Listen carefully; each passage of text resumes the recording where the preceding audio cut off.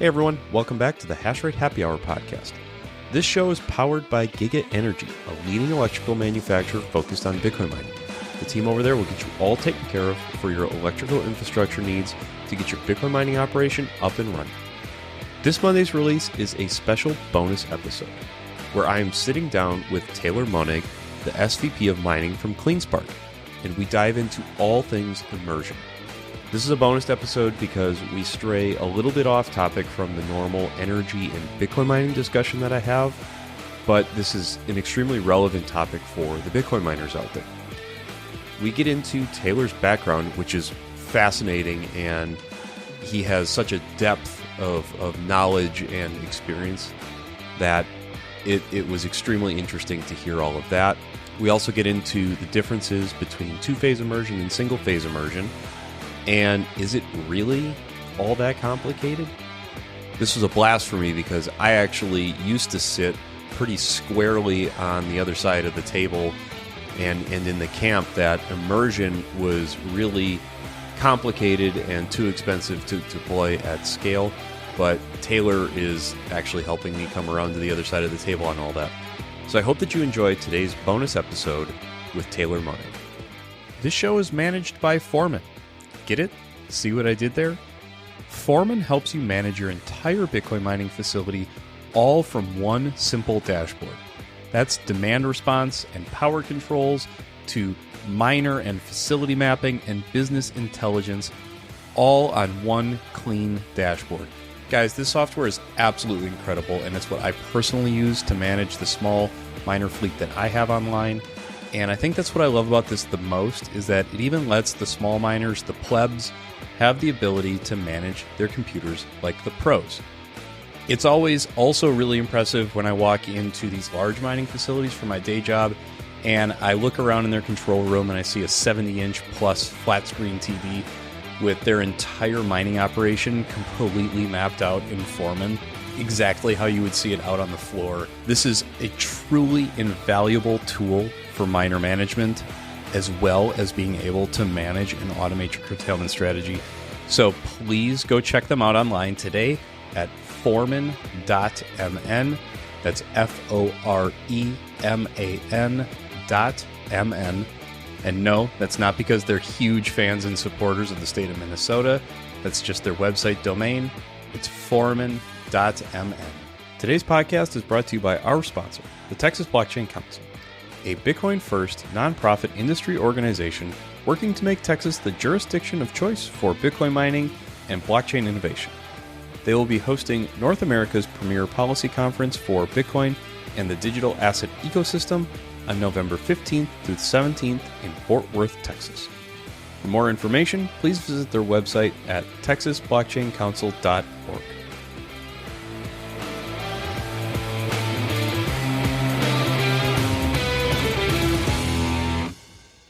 Hey everybody, welcome back to the show. Like I said in the introduction, I am here with Taylor Monnig, the SVP of mining at CleanSpark. Taylor, welcome to the show. Hey, thanks for having me, Ben. Really happy to be here. I'm pumped. We're gonna go deep and nerd out on all things immersion, and I imagine our discussion will get into power density and some of the benefits of immersion from like power density perspective and all that. So I'm excited because it's an area that I'm not, I'll just be honest up front because you'll probably hear this throughout the conversation. I'm not the most well-versed in this, but I'm excited to go deep into this discussion. Well, yeah, no, I'm excited to go into it too. I think there's a lot of misconceptions around immersion as it is an emerging technology. And, with emerging technology, there's failures in deployments and there's very successful deployments, right? And where you get your feedback coming from is going to be based on that. So yeah, hopefully we can clear up some misconceptions and have an exciting episode here. Yeah, I think we're going to. I do this with all the guests, and I especially want to do this with you because we had a chance to break bread at Pacific Bitcoin just recently, and you have a super unique, interesting background that I don't know that everybody is aware of. So I'd love for you to walk us through your background, and then how did that lead you? Like most importantly, how did that lead you to Bitcoin mining? Because it's kind of a niche within a niche. Yeah, absolutely. No, definitely have an interesting background. Like if you would ask my friends in high school or college that, I'd be working in data centers, they probably would have laughed, right? So yeah, in high school, I was really into racing cars. So I grew up racing from when I was like 4 until just about 22. Also in that time, I skated and did a bunch of like extreme sports and things like that. It honestly wasn't until college, man. Junior, I think it was sophomore, junior year. I was in a world studies class taught by a professor. Class was pretty much just how the Koch brothers destroyed the planet type class.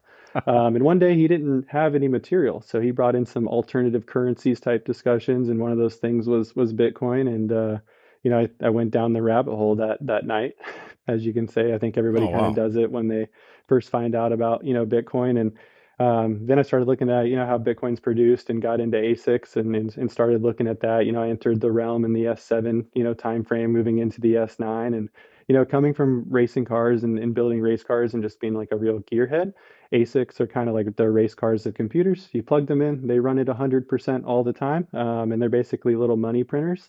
So about 6 hours of research on that, I was like absolutely enthralled. So Yeah, started buying miners and plugged the first one in a girlfriend's dorm room, and then started moving them, into the house. And this is obviously super duper small scale. This is nothing like we're doing today.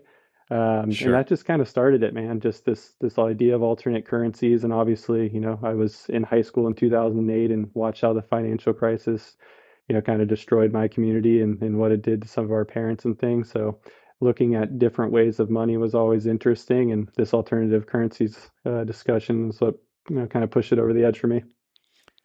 I I look back on 2008, 9. I'll date myself right here on the podcast. Graduated high school in '09.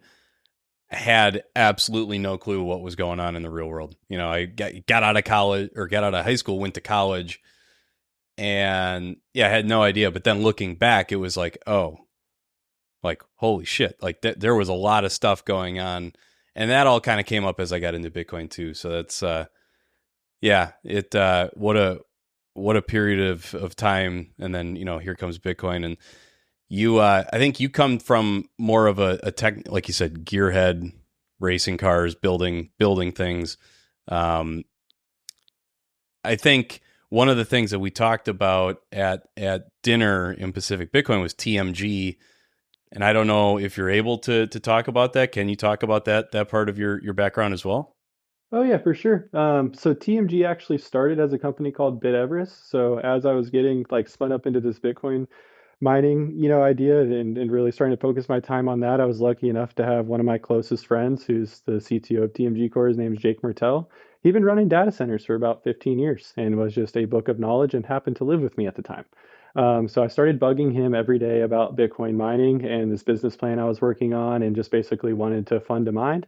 We ended up coming up with this really clever idea of crowdfunding miners and then putting them in places where there was extremely low cost power, whether that was one of his data centers that had excess space, or that was your girlfriend's dorm room who had a plug or a dryer socket that you had in the garage. Yeah, We would basically lease that space from you. We would, mine the Bitcoin, divvy up the profits between the people, and go from there. So we were working on that idea for quite a while.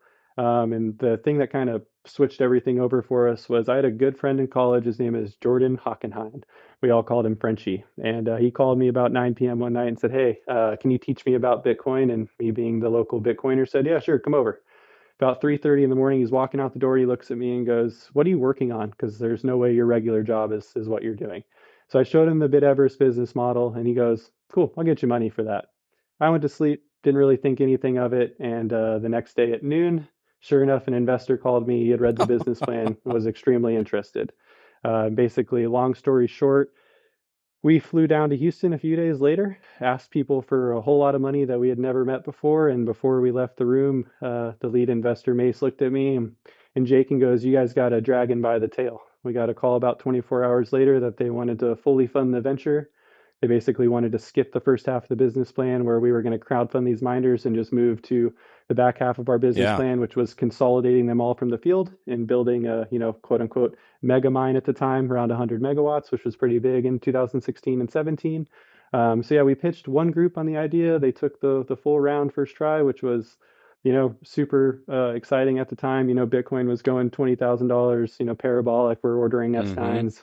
the whole nine yards. So that's really how TMG started. Jake and I were working on this Bid Everest idea, was in the right place at the right time, and these investors got on board. And they thought we were really young at the time, so they asked if they could bring in, a more experienced CEO to kind of lead the charge, be the face of the company. So that's when, they brought in JD, and, we all kind of formed up in Dallas and started plugging in our first miners at Skybox Houston about 4 or 5 days later.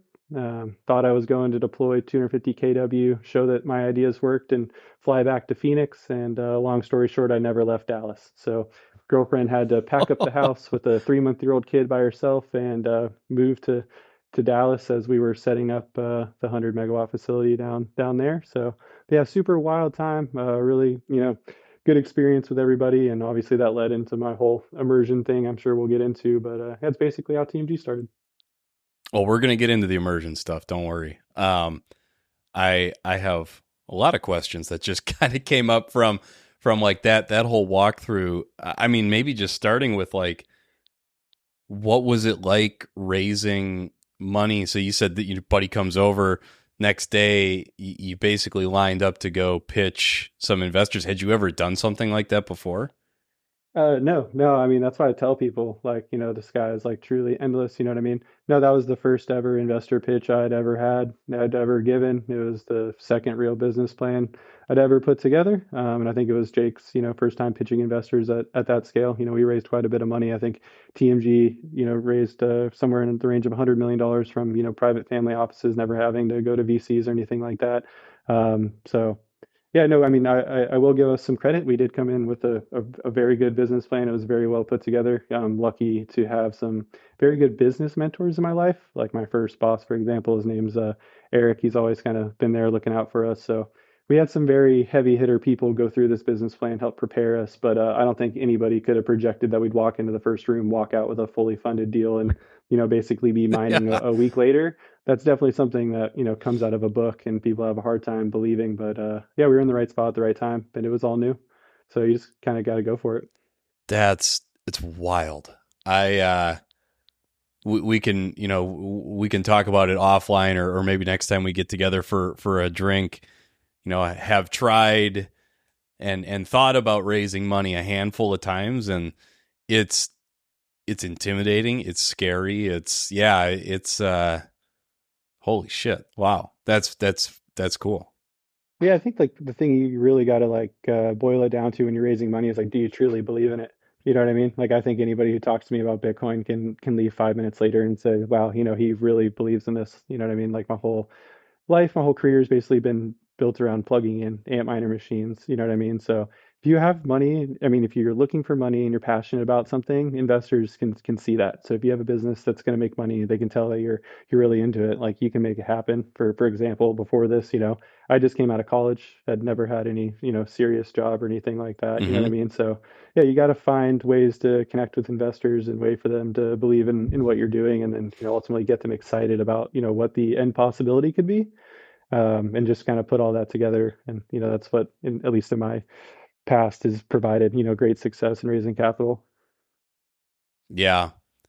Were you, maybe last question around all this? I promise we'll get into it's all the other immersion stuff and that we were going to talk about. But last question on that was, were you drawing comparisons for this group? Like, hey, Bitcoin mining is very similar to this, or was it all about, hey, Bitcoin is going to do this for the monetary system? I'd just be curious, like, how are you framing this for that group when you pitched it to them?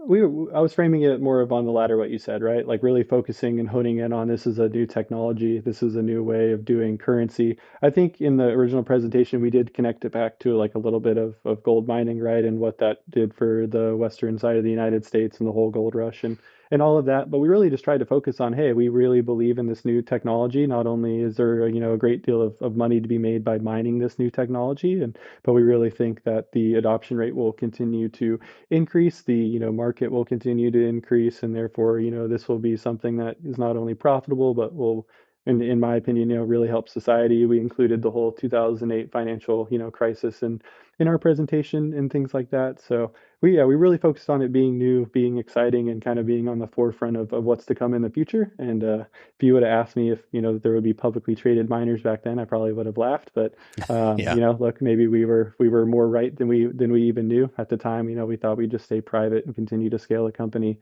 that way. But obviously, you've seen the way the public markets have responded to Bitcoin miners and what they've been able to do between, Core, Riot, ourselves, Marathon, and scalability, right? So yeah, just tried to focus on it being new, exciting, and making sure that basically we're going to get there first was the real idea. If you go sure. back, a 100 megawatt mine in 2016 was Yeah, huge, right? yeah. So we pitched a sky high dream, and we were chasing after it, and we'll kind of get into how we got to immersion, piggyback, off the backside of the story. Yeah, yeah, absolutely. Because I think somewhere along the line in there, you met Phil Tuma at 3M. So maybe that can be our tie-in to Immersion. Phil, most of the people that have listened to the show probably have heard me mention here and there that I used to work at 3M, was there for a while. I got to meet Phil and had some interaction with an incubator group there. And so, yeah, how did you meet Phil? How did Immersion kind of hit your guys' radar, and why was that, maybe the path that you guys took to go forward? Yeah, sometimes life is silly and simple. So I'll tell you a funny story about how we got into immersion. So Jake and we raised this money, complete the proof of concept in Houston, have a 250 kW, 500 kW worth of L3s and S9s running. Pretty much the next day, the investors are like, okay, this clearly works. You guys know what you're doing. We need to find more power.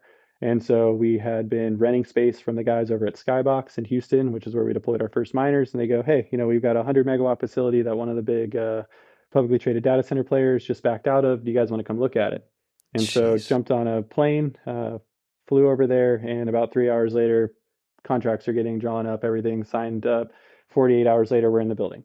And so go to the landlords with the design for the building. This is a 100 megawatt, $100 million facility, tier four, winds speeds of up to 160 sustained. I mean, it's a real data center. Yeah. We show them the plans to basically turn it into Swiss cheese in order to mine Bitcoin out of it, right? It's one of the most power dense facilities in all of the, southern United States. And they looked at us and simply just said, no, you are not going to cut those holes in our building. Um, and Yeah. so we go back to the drawing table and we say, what about 12-inch water lines? That was something that they were willing to deal with. So that's when we pivoted to immersion. So we had originally had air-cooled designs, and TMG Core, not a lot of people know this, was actually a mining company when we started. We were purely out to self-mine Bitcoin and continue to scale the business. But that basically led us to immersion cooling. We had a fourth co-founder, his name was William Hadala, and he just cold called 3M. Said, hey, we're this Bitcoin mining company in Dallas, Texas. We have raised tens of millions of dollars in funding, and we'd really like to do immersion cooling. Sure enough, Phil Tuma called us back a few hours later, and the conversation started. And here I'll pause and introduce Phil. Yeah. So Phil Tuma is basically the godfather of two-phase immersion cooling. He didn't invent the fluid, but he basically invented every operational practice that was involved in two-phase immersion cooling up until 2017. The bit period deployments, all of those things were Mm-hmm. information and data all passed down by Phil. So I call him the godfather of immersion cooling. And again, just kind of being in the right place at the right time with funding. Jake and I went up to Minnesota and met with Phil and basically just started the data download. We've spent as much time on the phone with him and Steve Pignato, who's kind of like his right hand man, Yeah. and then Jamil Shah, who ended up kind of coming to work for TMG later on. And Jake and myself, JD, just extracted every bit of data that we could get out of Phil. He was super happy to teach, and I got to give him a lot of credit for my whole entire career. Without Phil, I don't really know where I'd be. I'm sure we would have gotten into immersion and learned, but I think it would have been at a lot slower rate and at a lot less level of detail, considering, some of the 1%, 2% most important parts of immersion are just in Phil's head. Yeah. So you've got to extract them. So yeah, that's how we got into immersion. They didn't want us to cut up the building, made a cold call to 3M and got plugged in with the smartest human being in the industry. And he was happy to both sell us fluid and then teach us stuff. So from there, we started building our first system, which was a 1 megawatt skid, consisted of two 500 kW pods with custom power delivery and a custom miner built by Canon. And the unique part about this was the world's first pressurized two-phase immersion system, um, versus everybody else being atmospheric and venting pressure Mm. to the atmosphere. We actually contained the pressure in pressure vessels and used um, vacuum pumps and things like that to extract the non-condensables and then push the condensable fluid back into the tank. So really unique, kind of interesting idea that was all pioneered by TMG in a collaboration with Phil Toom over at 3M and those guys. So yeah, I can't say enough good things about him. He, basically created that industry. I so when I met Phil, he's like the most understated, humble, like I met him, and first of all, I was surprised that somebody at 3M would even answer emails even internally about Bitcoin and Bitcoin mining, and he answered right away. And met him, I thought he was lying. Like I couldn't believe like the stories he was telling me, the things he was showing me. I was like, "Whoa, hold on, Phil. You mean you were basically pioneering this stuff back in like 13, 14, 15, like you were basically the one and so I met him and I couldn't believe some of the stuff he was showing me, some of the things he was explaining to me. The stories he had were it was just wild. Yeah.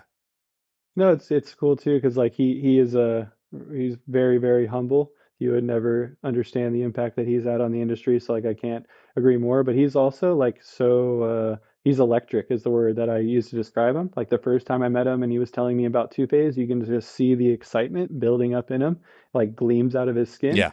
But even after 3 years of working with him, he'd come across something new and was just as excited. And I think that was like my favorite part about working with him is not only does he have all this notoriety and credibility and all this information from previous deployments, working with everybody from Cointerra all the way to Bitfury to TMG. I mean, it's just like endless.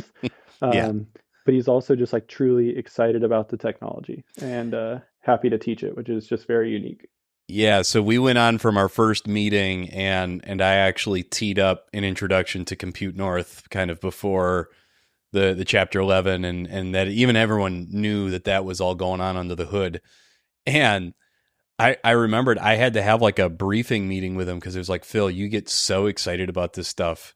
We have to like keep this meeting on track. Like we have to have a very like structure. We had to have structure to the meeting with them because he just got so excited. He's like a kid in a candy store, and he'd been doing it for a long time. So yeah, it's Phil.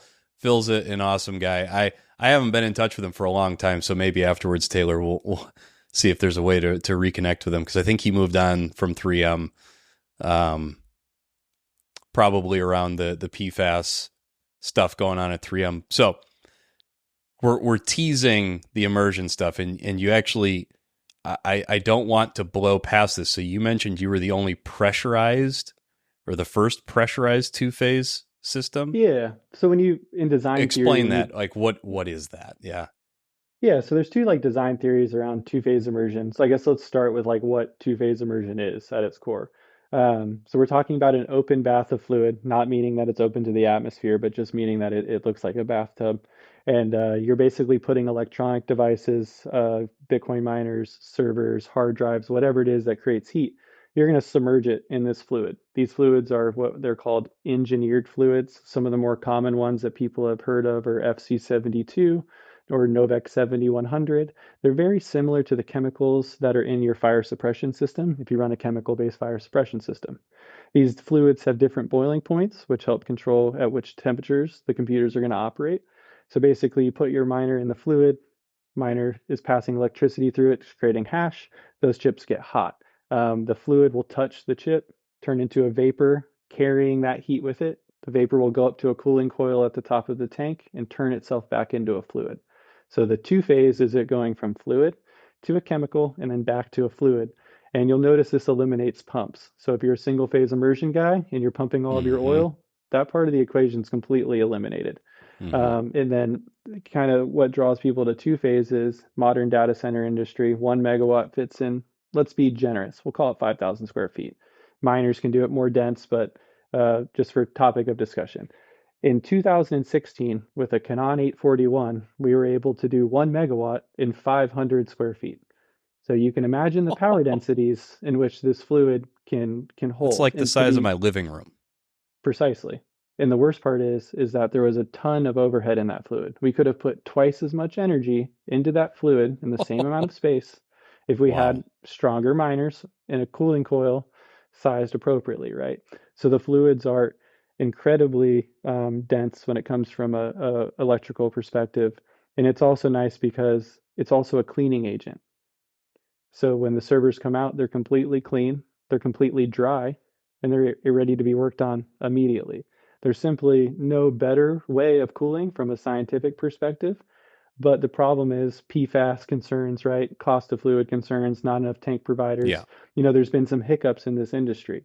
Yeah. But from just like a traditional cooling perspective, like at the chip level, there really is no better way to do it. We just, as a society and as a technology, kind of organization, need to figure out a way to implement it in a cost-effective and safer for the environment kind of way. So there are some exciting fluids from like Camus. There's two brilliant people at MIT that have a new molecule. So there's people still working on this. We will get, kind of past this, but yeah, it's a very interesting way of cooling computers, and it's also visually really fun to look at. It's boiling Oh, and it's creating vapor. It's hard to not be like enthralled by it. So yeah, it was very prominent in like the last bull run with Bitfury. Obviously, they built over 100 megawatts of it. mm-hmm. TMG had the largest U.S. deployment at 10 megawatts running, and then it kind of fizzled out after that. It has been more accepted in the data center space. Alibaba has a huge two-phase deployment. Facebook's working on one, and Microsoft has one implemented now, like actual Yep. workloads running on Azure. Yep. So we've kind of seen the rise, the fall, the slight comeback of two-phase, and it's been exciting to watch, been exciting to be a part of. Obviously, that's where like all of my patents and things sit, is in that particular focus of immersion. So I'm hopeful that it comes back with some good fluids and people can really see the benefits. But for now, it looks like single phase immersion or oil-based immersion has really taken over the forefront due to its lower cost and the Yeah. way the chips are sized right now. It actually makes more sense cost per kilowatt, to do it that way. As chips get denser, get more powerful, we'll naturally move to two phase where the fluid's more dense and can handle more. And now a quick word from our sponsor. This show is powered by Giga Energy. Giga Energy is a vertically integrated Bitcoin mining company that manufactures all of the electrical infrastructure needed to start mining Bitcoin. Whether that's medium voltage switchgear, PDUs, or power cables for your miners, the team at Giga Energy has you covered. Reach out to their sales team today for all of your electrical infrastructure needs at sales@gigaenergy.com.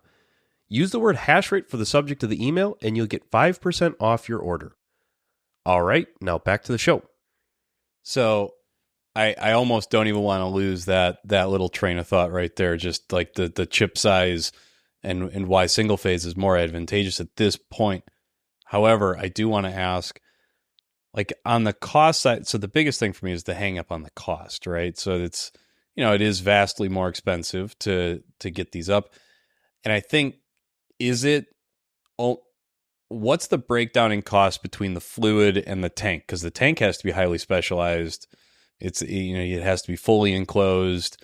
It has, I mean, the seal on it and like, yeah. So maybe just, do you know like what the cost breakout is from the fluid to the enclosure? Is it Oh yeah, 50-50? absolutely. Is it, yeah. No, I mean the fluid is going to be your biggest item, right? So Okay. let's look at it to keep it simple, like the data center perspective of the server, because I think it's easier to look at it that way. The servers are extremely long, extremely skinny, right? Yep. And so the baths have to be 48 inches deep, yet, you're only using 1/10 of that fluid to actually cool something. So the fluids actually greatly outweigh the tanks and everything else that needs to be done. For reference, modern day two-phase fluid is over $300 per gallon. And as you can imagine, 48 inches tall, 24 inches wide, and having to fill the bath, the costs are quite extreme. But if you're to go to something like What's Miner on the M56, where they're actually condensing everything, or Aerodyne has an immersion-based miner, you're able to shrink down the tank depth, right? Greatly Mm. reduce the amount of fluid. So we need to not only have the chips get denser, so you've seen like Intel and NVIDIA and AMD Mm-hmm. releasing these 1,000-watt processors. That's Mm-hmm. great. That's definitely moving it in the right direction.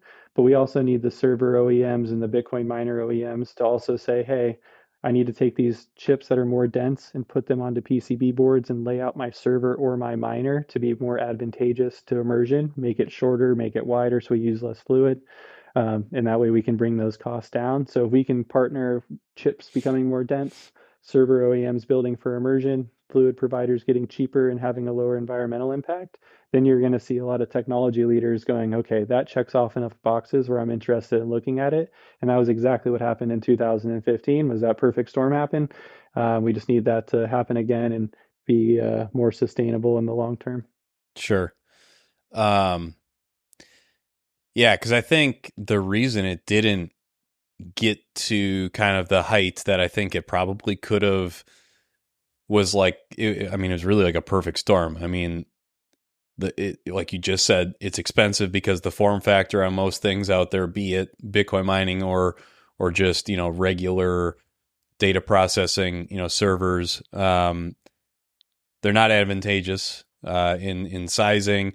So it's expensive. And then, 3M is very publicly divesting from all things PFAS, which is the main chemical in Novex 7100 and some of their other chemicals. And so it's like this perfect storm of like the major supplier of that chemical divesting entirely because of basically litigation problems. I mean, they're getting sued out their ass every direction or everywhere that chemical was. So was that it, or are there other reasons that maybe two-phase didn't take off in a bigger way?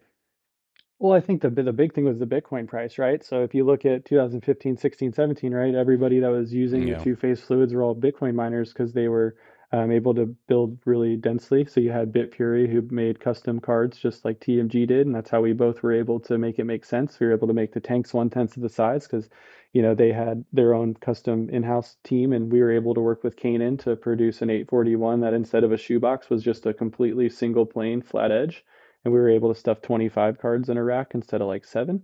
So that was helpful. But yeah, when we started the project, Bitcoin was 20,000. When we deployed the first skid, I think it was all the way down to 10 or whatever it was, and it ended up going down to 6 and then 3. And the mining margins were razor thin, and that pretty much killed anybody wanting to deploy anything two-phase because overclocking wasn't your friend anymore. You were looking for efficiency rather than hash. In a bull run, you're looking for hash rather than efficiency in most cases. In a bear market, you're looking for efficiency rather than hash to stay alive.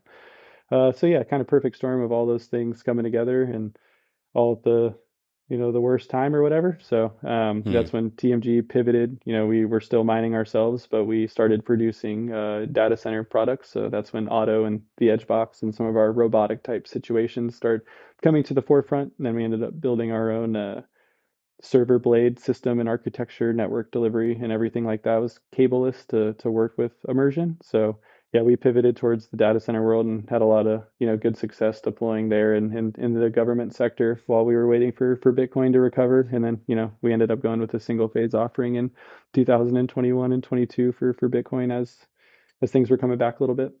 Sure. Yeah, I appreciate that. So I'm going to bring you back. You made a comment that single phase right now is actually more advantageous, just kind of given, I think you said it was either the chip size or the chip like configuration on the boards, or maybe go into like why, and because you and CleanSpark have pivoted quite a bit into single phase. So I'd love to maybe just start to kind of go into like single phase and that whole evolution. Yeah, no, for sure. So I guess we'll start at like the chip level, right? As chips get smaller and denser, everybody's heard of Moore's law. We started at X nanometer and we're down to 3 nanometer. As things get smaller and you want to pack more into a smaller box, they get harder to cool. So as engineers, we look for the most efficient way to cool what is in front of us.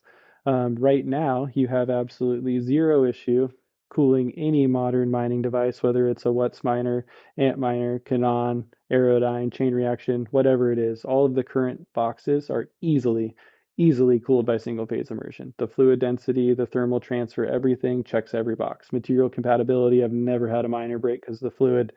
I never had any problem cooling them with single phase. So everything right now lines up perfectly. And single phase fluid, we can get for tens of dollars rather than hundreds of dollars. Yeah.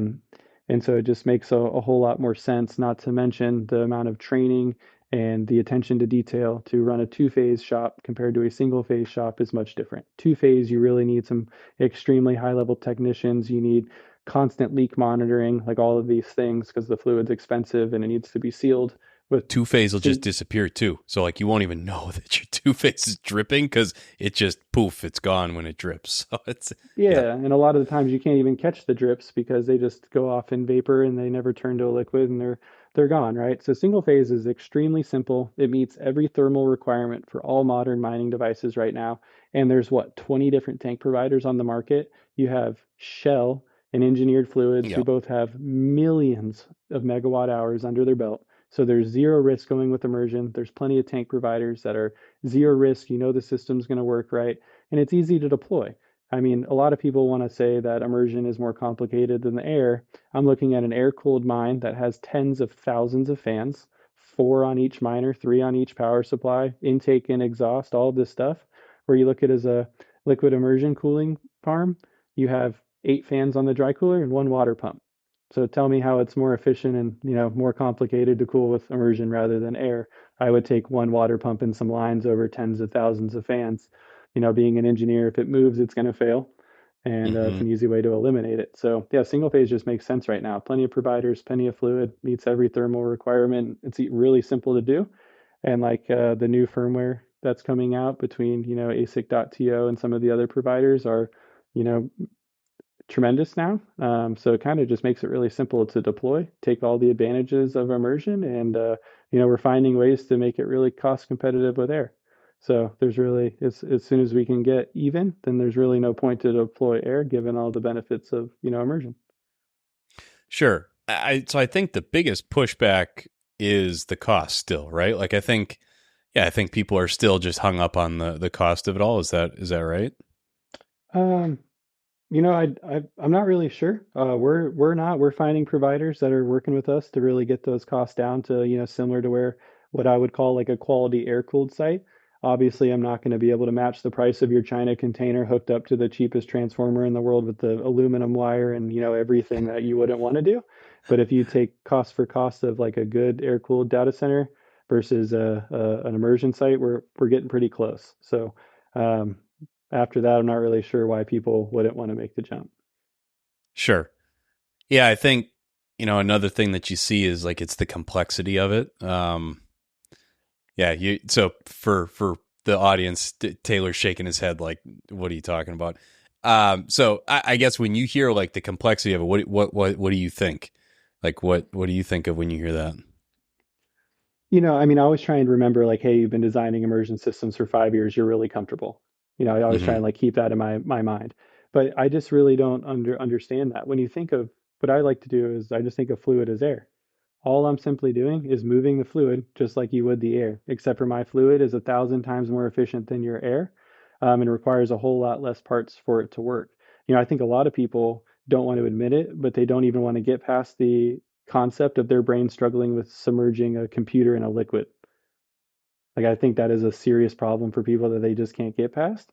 But like I said earlier, you take a 1 megawatt of miners, you're talking 1,200 fans to across it all, and that's not including intake or exhaust fans or whatever you got going in your building to provide airflow. Versus immersion is, like I said, an oil pump, a water pump, and a couple of fans on the dry cooler. I really can't make the mental connection on why people think that it's more complicated.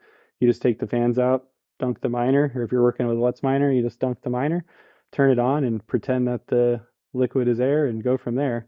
But I mean, when you're in the middle of the summer in Texas or Georgia, especially, I can't imagine people saying air cooled is less complicated than immersion when you're looking at the numbers.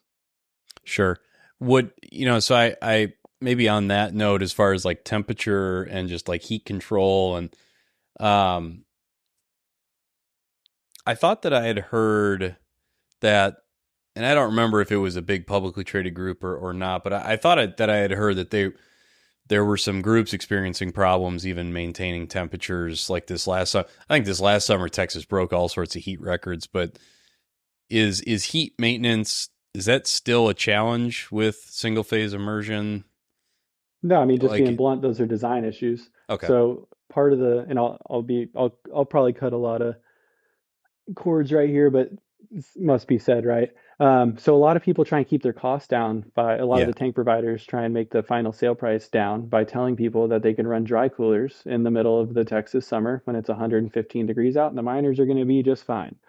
That's just frankly not true. The delta that it takes between, the outside air and the oil, without water is very hard to keep the temperatures in control. And so, yeah, you'll definitely see providers that are trying to cut costs and kind of skim by not using water, certainly having trouble in the summer.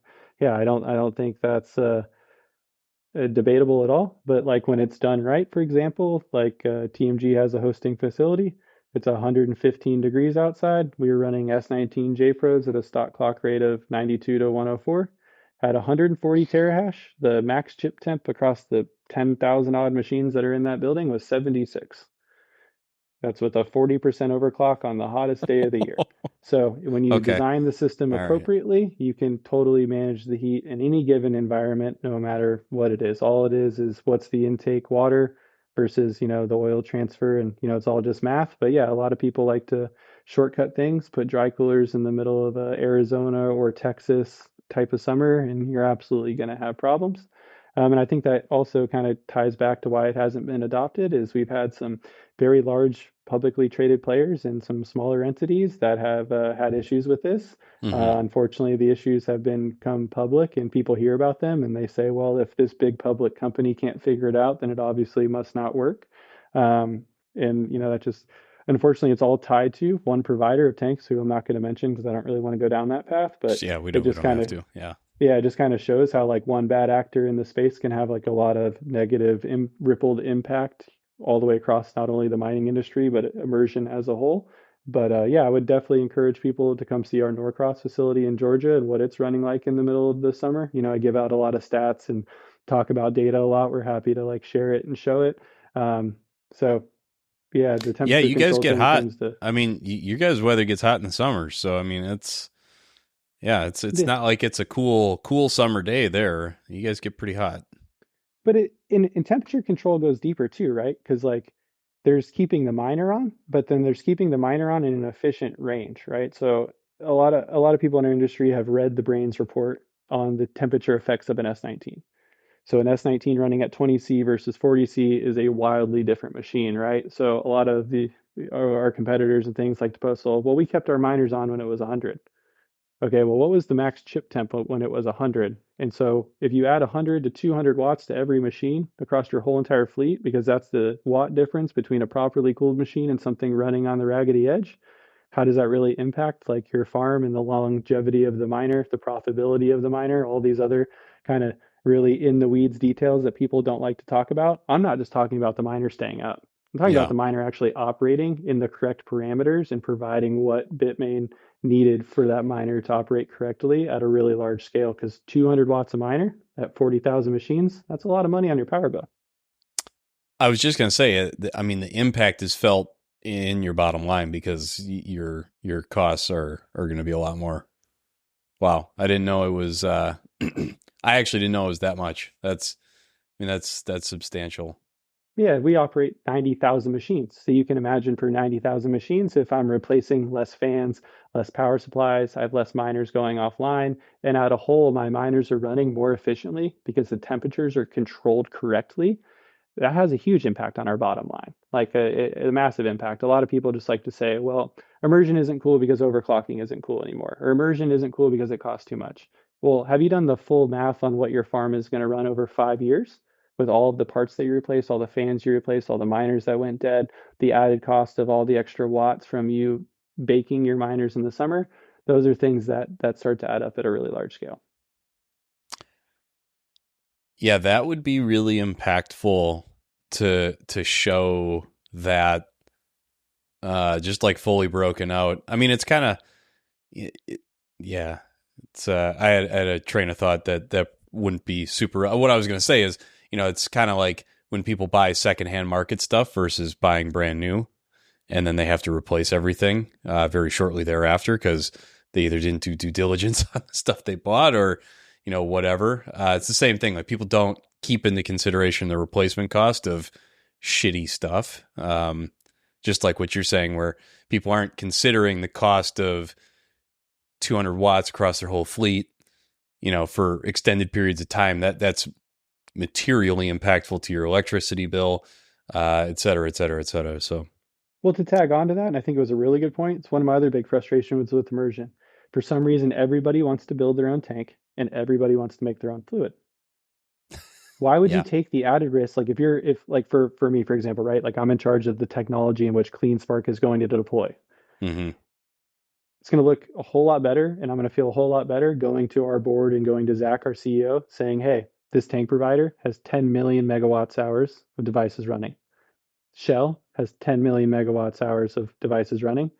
These two things together, paired with this cooling, final heat rejection, dry cooler, whatever it is, we have tens of millions of hours of data that we can feel confident when we spend shareholder money that it's going to provide a return. For some reason, people are like, oh, I'll just make my own fluid. I'll just make my own tank. These tank providers that have whole companies built around them that have 10s, 20, 30, 40 engineers all working on systems to cool, they think they're just smarter than them, which blows my mind. Like, there's no reason to take all these added risks and have all this added ego. If you're going to do immersion, go to somewhere where you can work with them, that you like the Yeah. tank, you like the engineers there, find a fluid that is proven, that hasn't, it's not you're the first one testing it or whatever. That deployment's going to go a lot better. A lot of these first deployments were either the first tanks of a company's, people's custom tanks, people's custom oil trying to save a dollar or two, right? If you just build it correctly, put the money out front forward first, work with providers that are proven, it's a way better situation. To your point in the whole secondhand thing, I know I'm taking a little bit different look, but it's like it's the same thing, right? Like you Yeah. don't need to shortcut every corner. Just do something you know is proven to work, and life is a lot easier. Absolutely. I think, people, I don't know if you had this experience, but I've learned that lesson a couple of times just personally in my own life where I've bought, stuff off Craigslist or Facebook, and then I've had to go out and replace it anyway. So it's like, I've learned it enough in my own personal life where I just don't do that kind of stuff anymore. Yeah. So I'd be curious, Taylor, what is the size of the immersion deployment at CleanSpark? So our immersion facility that we just finished a couple months ago is in Norcross, Georgia. It's 20 megawatts of single phase, not two phase immersion, and it's full of Bitmain machines. So we have 20 megawatts running there. We had a hosting deployment with my previous company before that just ended. And then we're looking to start deploying more immersion in 24 and 25. Both of our Washington and Sandersville builds were already in the works when I started here at the company. So we're continuing to build those. Mm-hmm. A lot of people talk about CleanSpark as an immersion company. We actually have what I think is one of the better air-cooled data center designs in the industry. We're able to basically passively cool our miners, no intake, no exhaust fans, PUE of basically one in the middle of a Georgia summer. We do have some of the heat drift, issues I talked about earlier. But when it comes to actually like a facility that is fast, it's easy to put up and provides, outstanding uptime. Yeah, I really like our air-cooled design that we've came up with, and that's what we're putting out at Washington and Georgia, or Washington and Sandersville right now. Okay. I know geographically you guys are all in Georgia, but it kind of makes me wonder, is there maybe a geographical consideration when looking at immersion versus air cool? So I'm up in Minnesota. Like, is there a geographical consideration to a deployment in Minnesota versus even just Georgia? Like, would you say, yeah, Minnesota, you probably should use immersion because nobody really factors in the dead of winter when it's negative 30 out. The heat difference is going to create a ton of condensation in either your building or your container, so you should probably be in like, are those types of things that you're considering with all this too? Oh, absolutely. And I mean, if we look at Marathon, right, in the UAE, air cooling is just simply impossible there without air Yeah. conditioning, right? And as Bitcoin miners, we all know that engineering a data center with air conditioning is wildly out of our budget, which is another reason, why I think immersion is growing, is it's like the cheapest option to actually providing a good working environment for your machine. So yeah, I definitely think there's geographic plays or, points that come into it. If you're going into the middle of the desert, immersion is definitely going to be your friend, or hydro or some sort of water cooling. It's just the only way it's really going to work. But if you're in like Siberia or Norway or wherever it is that's like really, really cold, air cooling might be a better option for you. So like when you go through the math on the payback and the temperatures and everything, that might be the best way to go. So Yeah, like people like to call me like the Immersion Maxi or whatever, but we deploy a whole lot of air cooling over Yeah. here at CleanSpark, and we got a whole lot of experience not only designing but constructing, building, operating air-cooled sites. Yeah, geographic stuff definitely comes into it. Miner type comes into it. Where the market comes into it. It's a very fluid kind of discussion, and that's why we take things slow and methodically here. Zach always talks about strategy over ideology, and that's Yeah. exactly what we do. I might love immersion, but I was the one that gave final approval on our Washington, air-cooled design, right? Because it was the right thing to do at the time with the speed of deployment and everything that we wanted to do. Same thing with Sandersville. So yeah, a lot of things come into play, and you really got to make the best decision for yourself and your company. Also comes into what kind of staff do you have, right? I'm Yeah. here, so it's easy for us to do immersion, right? That's been my whole entire life. But if you have somebody who's a hydro expert, probably should just go with hydro because he's going to be able to make that successful for you. So I think that's another thing that like ties into is, what is your knowledge base? What are you comfortable with? And ultimately what's going to make you the most successful? Yeah. Do you think it's a big learning curve to take somebody who has deployed, and I'm thinking small scale, but do you think it's a big learning curve to take someone that's deployed 1 to 2 megawatts containers, air cooled, and then try and throw them into a single phase immersion type of facility or environment? Is that like a pretty big learning curve, or do you think that's a fairly easy thing to overcome and learn? No, I think it's super easy. And I'll give you an example, right? The TMG core hosting deployment is ran by two 19-year-olds and two 20-year-old kids that had zero mining experience, zero data center experience. They knew nothing about it. We took them off the street, trained them, Yeah. um, and taught them all about mining and immersion. And less than 30 days later, they were in complete control of the site. Obviously, they have a manager and things like that, but they run it day to day. And I would put the uptime of that site against any other miner across the world. So no, I mean, I think it's easy. I always just train people like a car.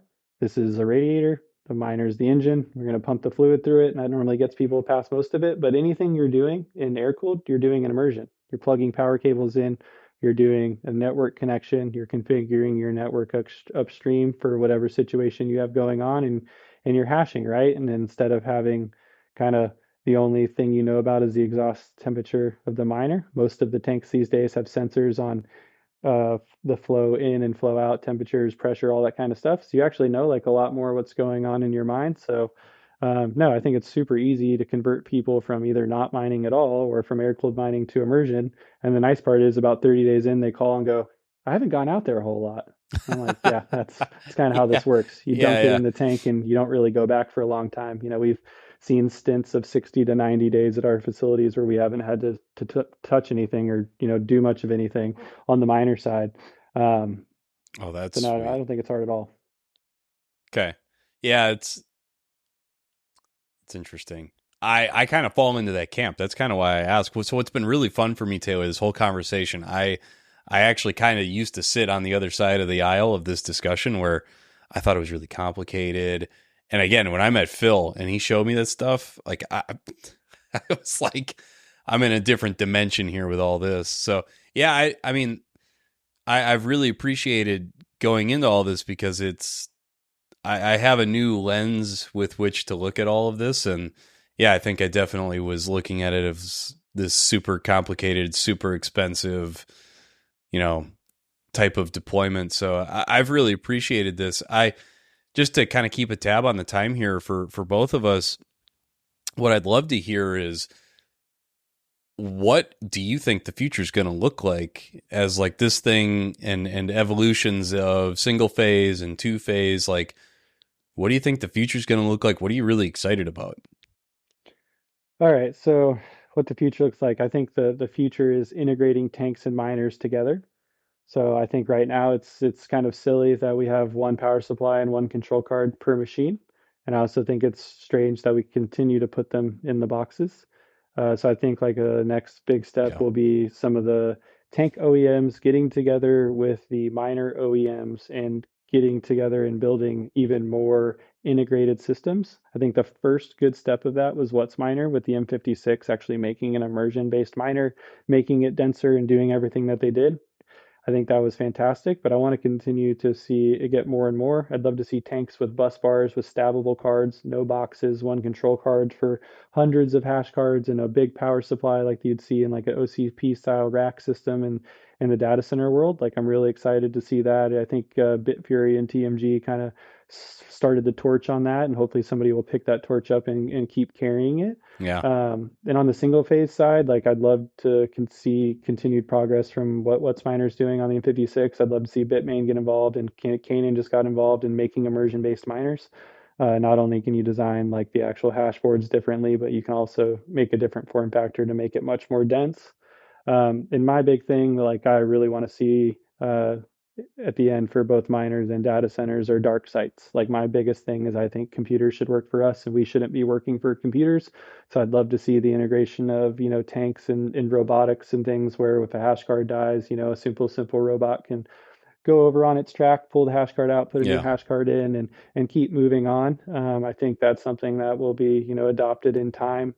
I tried to do it in 2018 and wasn't quite adopted due to the costs and some of the complications. But technology continues to progress and things will get cheaper and easier to use, and hopefully that will be a thing. But yeah, I don't want to be working on computers my whole life. I'd like to find a way for the computers to work on themselves eventually. So that'd be cool. And then, I think just reduction of power, like in the data center industry, a 1.3, 1.4 PUE is like really good. And I understand that miners PUE is a lot lower because we don't use air conditioning, but I just think immersion or even hydro cooling, any sort of liquid cooling can ultimately just provide a more efficient way of us to cool computers in general. And I think as humans, we chase efficiency and, taking care of the planet and not being wasteful is something that, I'm definitely careful of. And I think immersion cooling can save a ton of power and provide us just better data centers in general. So that's the Yeah. things I'm excited about. I really love technology progression. Like I'm really excited for the next bull run and to see what people do when there's serious money getting dumped back into the space again.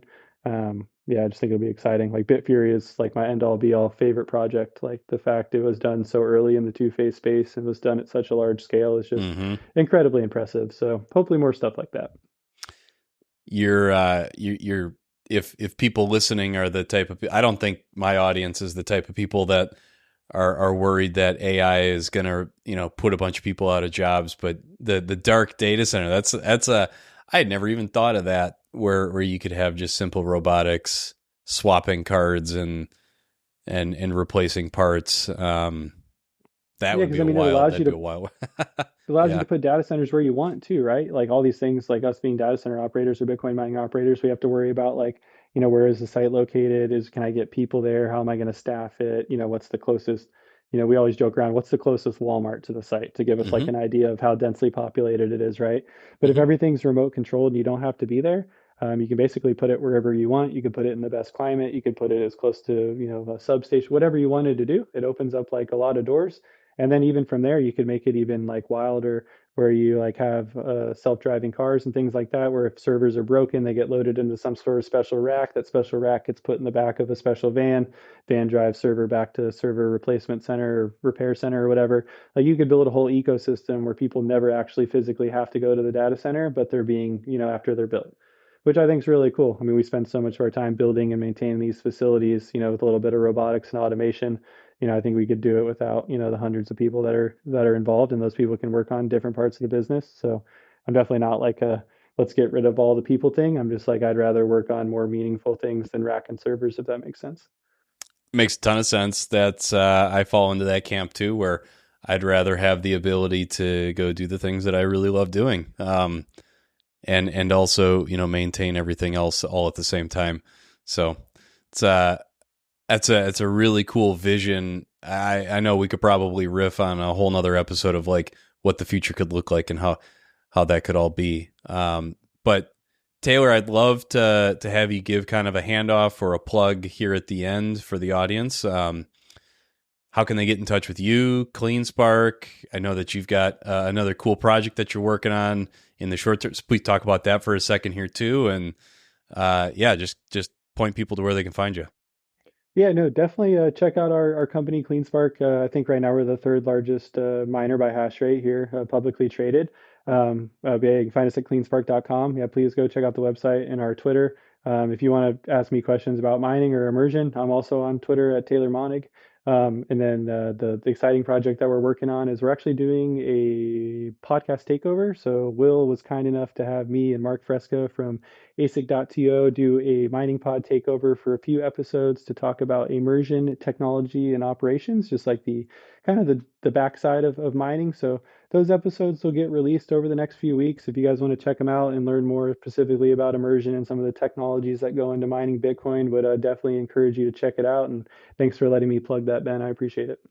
Oh, absolutely. I am excited to tune into those and listen to, those discussions on the mining pod. That's going to be pretty cool to hear. It's not the super sexy part of it, which for me it's all the fun stuff because nobody really talks about it. So I'm excited to listen in on those. Well, Taylor, this has been an absolute blast. It's I'm really glad that we were able to get this episode put together. It was fun to see you out in California, and glad we could circle back and get an episode recorded. And you take care. Yeah, no, thanks for having me, man. Appreciate it.